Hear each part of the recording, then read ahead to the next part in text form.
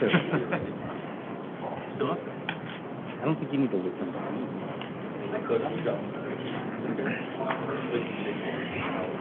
Oh, I thought you meant legal. Have a good one. Have a good morning. Have a good morning. Don't be drunk. Thank you. And they're not mutually exclusive. Yeah. I would like to call the Government Operations Committee to order on this Monday, June 19th at 7:39. Roll call, please. Folks? Here. Bongard? Here. Munns? Here. Bancroft? Lencioni? Here. Petrola? Here. Wirbal? Here. Besner? Here. Zokaitis? Here. Whoever's here. All right, first up, we have one item for the omnibus, it's item 7A. Can I please have a motion and a second to move that along? So move. Second. Moved by Wirbal, seconded by the Bessner. Roll call, please. Folks? Yes. Munns? Yes. Bongard? Yes. Lencioni? Yes. Petrola? Yes. Wirbal? Yes. Besner? Yes. Zokaitis? Yes. All right, that motion carries. Thank you very much. Next up, we have a presentation by Chief Keegan for item 5A, recommendation to approve a proposal for a C1 liquor license. Good evening. This appeared earlier this evening at the Liquor Control Commission and advanced with a 3-0 recommendation. I have the petitioner in the back corner of the council chambers. He can come up and answer any questions you might have, but this request is a C tavern license with a 1 a.m. permit request for Rudy's, which is a country-themed tavern. This will be located between Bezo's Subs and Alley 64. This is the fourth business that this petitioner has brought forward to the city. They currently own and operate St.Charles Motor Cars on the far east side of St. Charles, across from the former Pheasant Run Resort. Previously to that, they were located at Campton Hills Road and West Main Street. They also own and operate the R Bar on West Main, and also the Beach Hut on 3rd Street. There's been no issues whatsoever with either of their establishments. Like I said, I can answer any questions with a petitioner to come forward, but the police department recommends in favor of the additional license. With that, I can answer any questions that you might have. Questions? No? Any questions? No? See no questions? Moved by Lencioni. Second. Seconded by Wirbal. Roll call, please. Folks? Yes. Bongard? Yes. Munns? Yes. Lencioni? Yes. Petrola? Yes. Wirbal? Yes. Besner? Yes. Zokaitis? Yes. That motion carries. Thank you very much. Next up, item 6A. Bill Hand's going to do a presentation on funding allocation request of the St. Charles 708 Mental Health Board. Thank you, Chairperson Weber. As the City Council is aware, the city levies a 4-cent property tax approximately on an annual basis to support funding for agencies providing mental health services for residents in the city of St. Charles.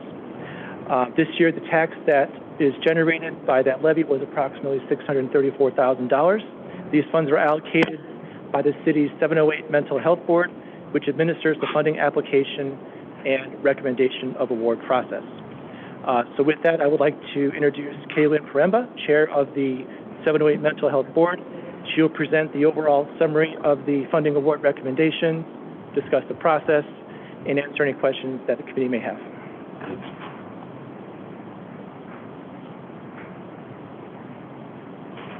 Good evening. My name is Kaylin Paremba. I'm the chair of the St. Charles Mental Health Board.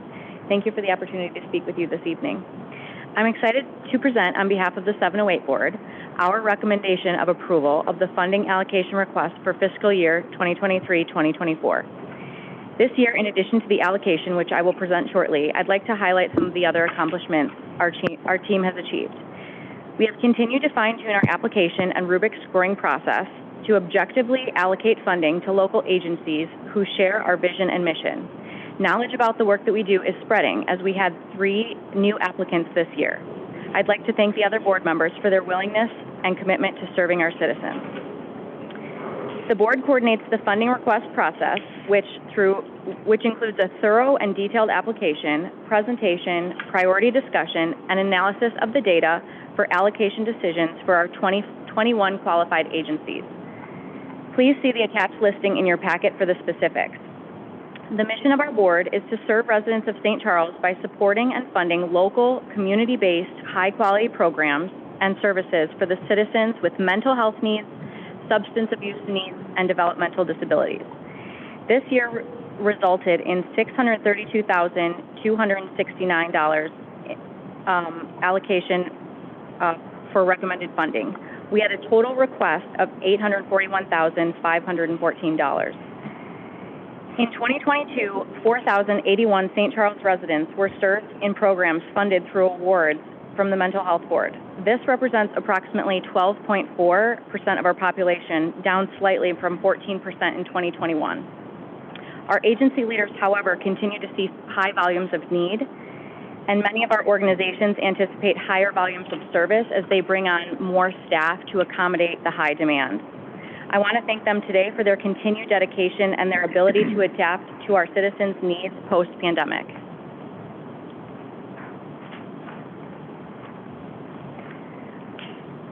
As communities enter a post-pandemic recovery period, it's critical to note that community mental health has far from recovered. In fact, the Kaiser Family Foundation notes that as of late 2021, 31.3% of adults in Illinois reported symptoms of anxiety and or depressive disorder. Similarly, substance abuse picked up significantly during the onset of the pandemic, and drug overdose deaths drastically increased in Illinois, largely due to fentanyl.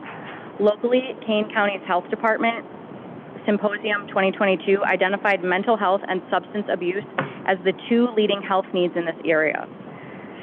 7 of our organizations have been recommended to receive more than $25,000. They are as follows. AID is a human services agency that strives to meet the unique needs of those with developmental and intellectual disabilities, as well as behavioral and mental health challenges.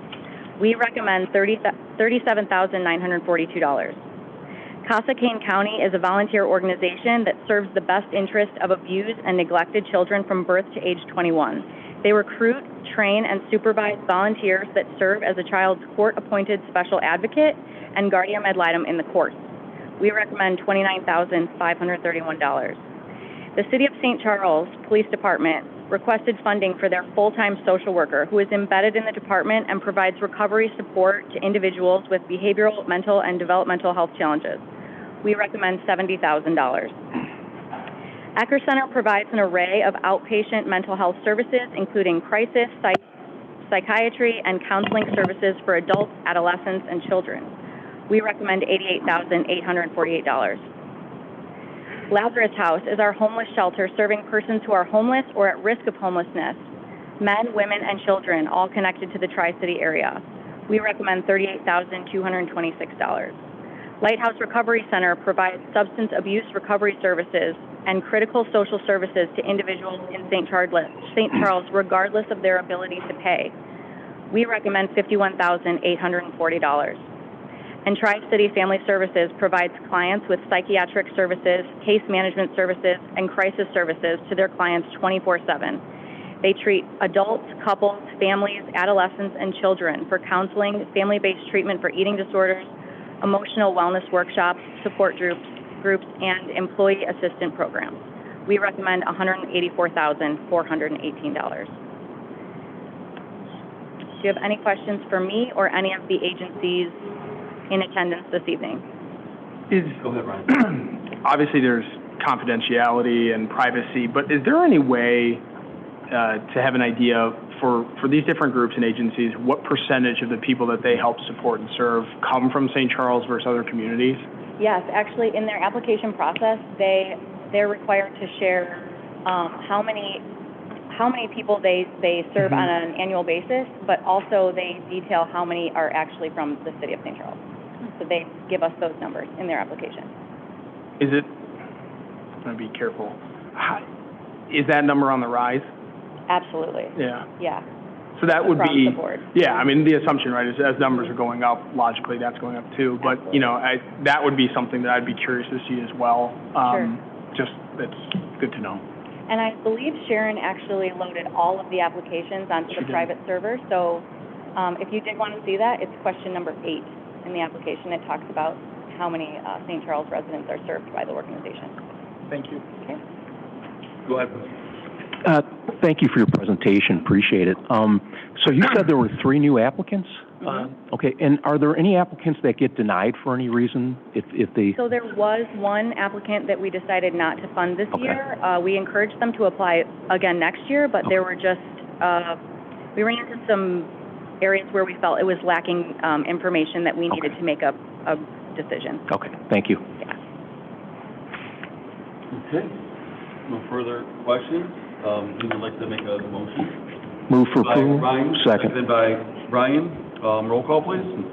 Folks? Yes. Bungard? Yes. Munns? Yes. Lencioni? Petrilla? Yes. Wirball? Yes. Besser? Yes. Kulkaitis? Yes. Thank you very much. That motion carries.